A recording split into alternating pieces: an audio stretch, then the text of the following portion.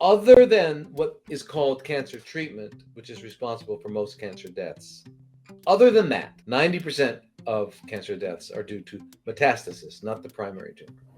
And it's the stem cells that metastasize. So kind of an important subject, and I'm glad you brought it up because that's what stem cells are. So what gets rid of, what kills cancer stem cells, but does not harm healthy, normal stem cells?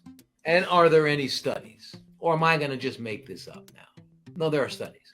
Here's one from 2015. It's called Curcumin and Cancer Stem Cell. Curcumin has an asymmetrical effect on cancer and normal stem cells. Asymmetrical effect on cancer, stem cells, and normal. In other words, it doesn't affect normal and it affects cancer stem cells. Well, how does it do that? How does it know? Well, because it suppresses IL-6, IL-8, and IL-1, which stimulate cancer stem cells. That's just one of the things it does. What else does curcumin do? Oh, it turns off the FAK path, the FOC pathway, the hedgehog pathway, the notch pathway, all these other pathways of cancer. So they not only turn off cancer pathways, but they get rid of the cancer stem cells. Now, how much curcumin is a good question, because here's the problem with curcumin. Eating it, we only can absorb 3%, right? And if we add pepper to it, like pepperine, we can get up to, I think, 5%. We still can't get a lot. It's hard to eat a lot, to get a lot. So in terms of prophylaxis, taking curcumin as a prophylactic orally would be okay. But if you've got an active cancer, you need to also get it intravenously.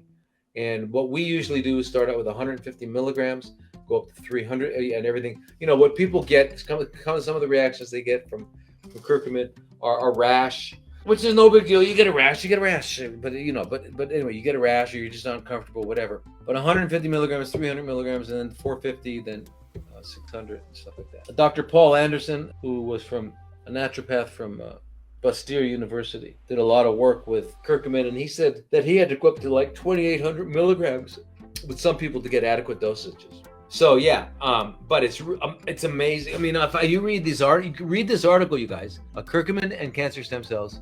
Curcumin has an asymmetrical effect on cancer and normal stem cells, by Peter Sordillo and Lawrence Helson. Okay, 2015 in the Anti-Cancer Research. Read it; it'll blow your mind. Okay, but the IL-6 release, it just does all sorts of things. I mean, and that's just one. And there are like 4,500 studies, peer-reviewed studies on curcumin and cancer. So don't let the liars in the hospital tell you there's no research on it. It comes from turmeric, curcumin. That's just one, curcumin.